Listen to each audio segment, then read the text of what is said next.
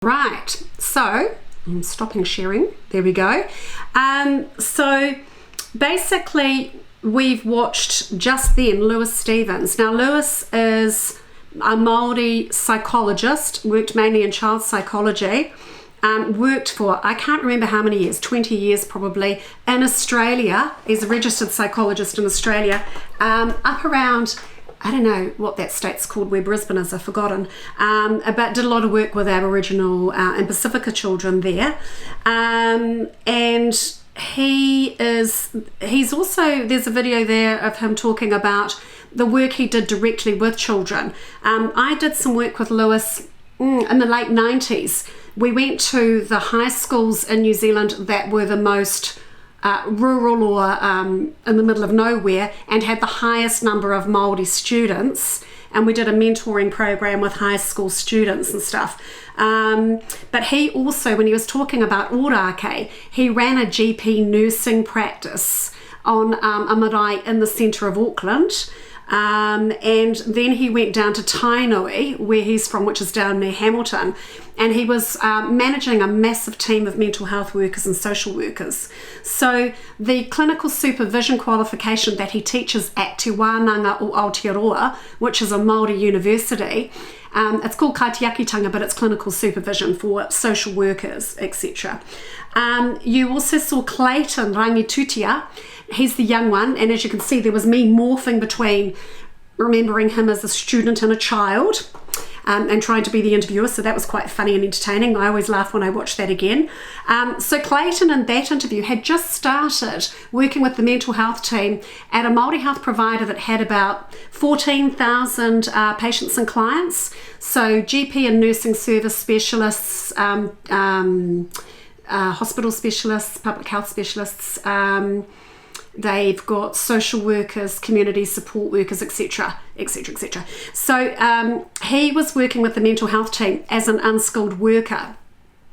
He's just completed now. That interview was about 3 years ago, I think. He's just finished his psych degree, but I did another interview with him last year, and he's moved into a new program where he's working with all of the indigenous youth, all of the Māori youth from the Ngāti Whātua tribe, and it's school children. They're doing a program with children to try to mentor them to finish children all around the whole tribal region. He's one of the group doing that at that Māori health provider organisation.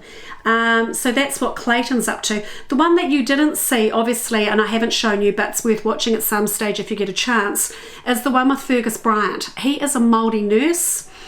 He's down here on the west coast of the South Island where I live, and we're in the most geographically isolated, which sounds funny, we're on a tiny island anyway, but the most geographically isolated community and the largest bit of empty land, if you like, in the country, and we have the roughest weather and all of the rest of it. It's a pretty rough place, the west coast where I am. And so the Māori health provider here, Fergus was the nurse here for that. So he's talking in the video that you haven't watched about some of the challenges of actually, trying to see your patients, but the only time you can see them is out of their work hours, which is out of your work hours, and that doesn't fit in with the government contracts, and how trying to be Māori and be a Māori nurse with Māori people in the community doesn't work with the contracts, because you get told if you go and see them outside of work hours, sort of thing. And that, that sort of ties in a bit with what Lewis was talking about with the contracts and with the people he's training to do clinical supervision. Clayton talks a bit about that same issue in the video that's called Get the Kids to Pick the Oysters, and that's the one about his new program that he was setting up. And that was kind of interesting because I got to have a really good discussion with him about how contracts worked with the government, how funding works, from a Māori health perspective, because he was quite new to it, and he was all quite excited, but just needed a little bit of guidance about how some of that stuff worked. So I'll leave you guys to have a look at the video with Fergus. Now I'm going to call for any questions while I get the PowerPoint up again, and see whether you need to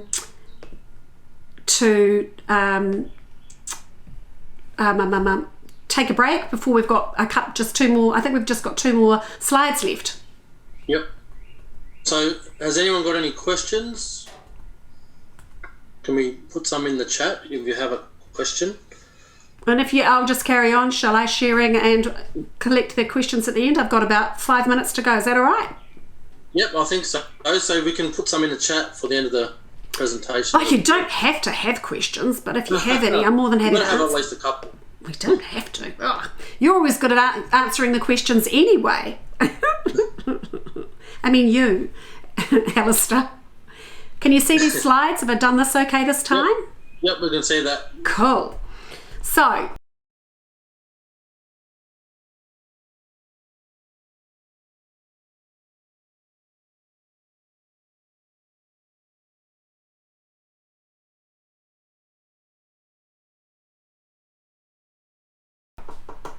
what I wanted to, if I take some of those ideas of what you've heard about, this critically analysed key elements or drivers between the realisation of cooperative coexistence with non-Māori. The Māori health organisations and the, you heard Lewis talk about the fact that he had some students doing kaitiakitanga that weren't Māori, and obviously people that both Clayton and Lewis worked with in the Māori health providers, a number of them weren't Māori, both staff and clients, patients. And you heard Andrew talking about, how you try to create a bicultural model.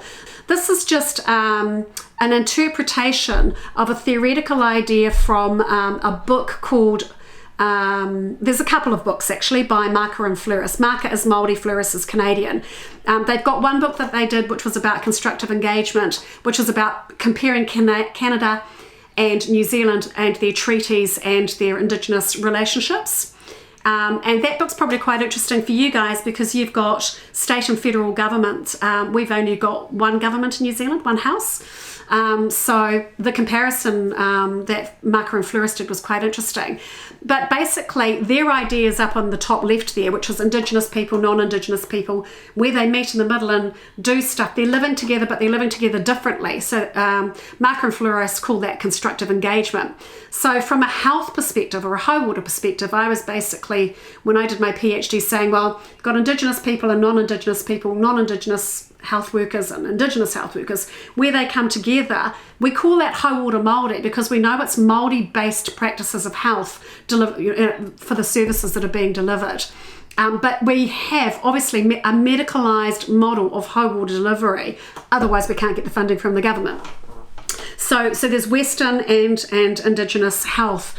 So if we just have a look at an example of that historically, this is Auckland Hospital in the old days in the top picture and Auckland Hospital now, and it's set in a great big park, and my tribe contributed that land so that the value of the land and land could be used for grazing sheep and cows to raise money from farmers, etc., so that could build a hospital building and provide money to resource that hospital.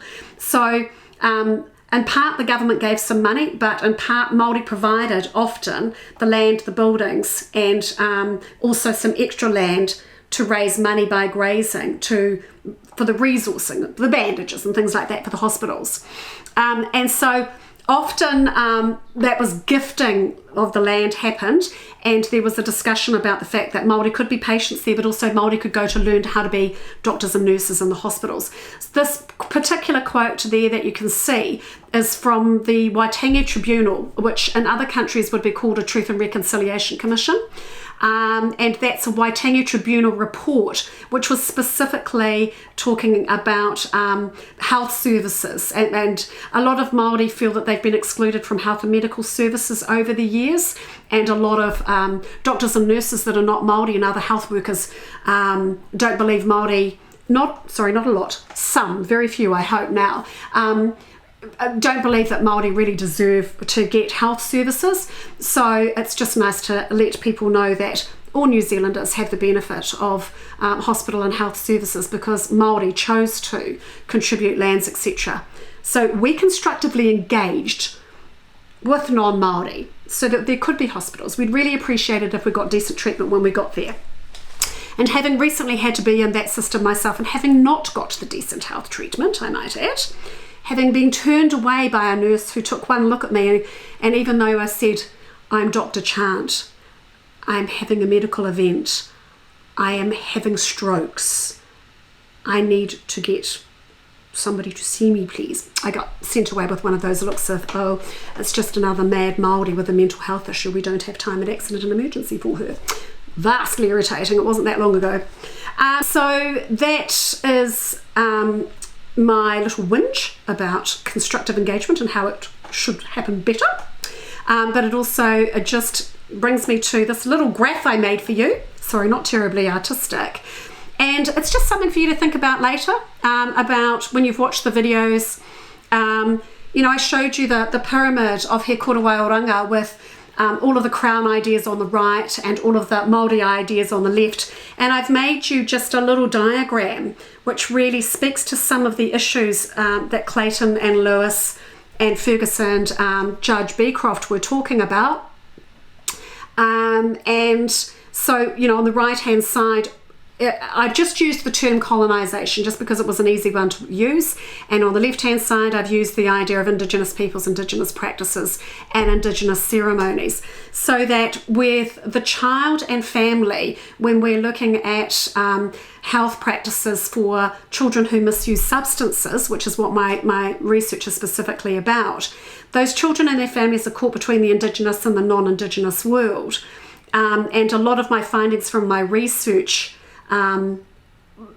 as you can see from those videos, are talking about that kind of constructive engagement again. But I think to a certain extent, from what you're hearing me saying and what you're seeing there with the videos that I've just showed you, there's still a little bit of constructive disengagement as well, if you like, and that's people choosing not to engage with Māori, or sometimes Māori not choosing to engage with the non-Māori medical systems in terms of well-being. And this is the last slide. I was talking about those Māori nurses, so I wanted to finish off with these Māori doctors so you could see them. So the gentleman on the bottom left-hand side is the guy who gave the speech saying maybe we should get some nurses to marry these young Māori doctors. And in the top, behind him, with the other fabulous moustache on the top back left, that's Sir Maui Pomare. In 1899 graduated as our first Māori medical doctor. He studied in the United States, was appointed to the government as a Māori health officer in 1908, and then what happened was we had 7 Māori seats in government. So we have all of the seats, sorry, no we didn't, we have 7 now. Back then we had 4 Māori seats in Parliament and everybody else's Māori seats, and so they had a big swathe, and we had a whole... The reason they gave us 4 Māori seats was so we'd all vote in those Māori seats, because there were so many Māori back then that if we voted in the general elections, we'd have more than 51% of the vote and we'd get to choose the government. Can't have that. So anyway, what Māori decided to do was send Sir Maui Palmari, Sir Apiriana Ngata, down the bottom in the middle. He was our first Māori to get a degree at a New Zealand university. He got a BA and then an LLB. So he went into Parliament. Māori put him into Parliament.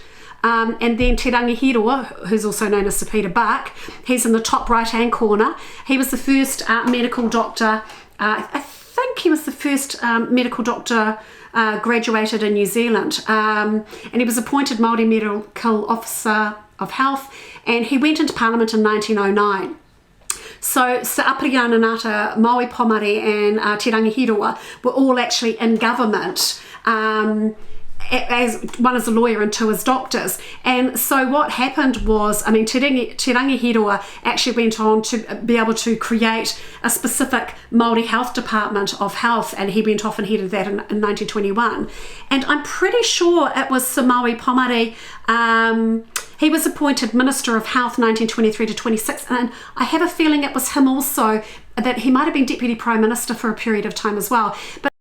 But you just think about that. That's a Māori, that's an Indigenous person who's actually a Minister of Health in 1923 to 1926. Globally that's kind of cool, isn't it? Yeah, I think that's kind of cool. So it shows we started off really well. There were really good attempts to constructively engage between Māori and non-Māori, and there's been some excellent results. But, it is what it is. It's not always great, but it can be better, but it's good enough. at this stage. So there you go. I will answer any questions. That's the end of the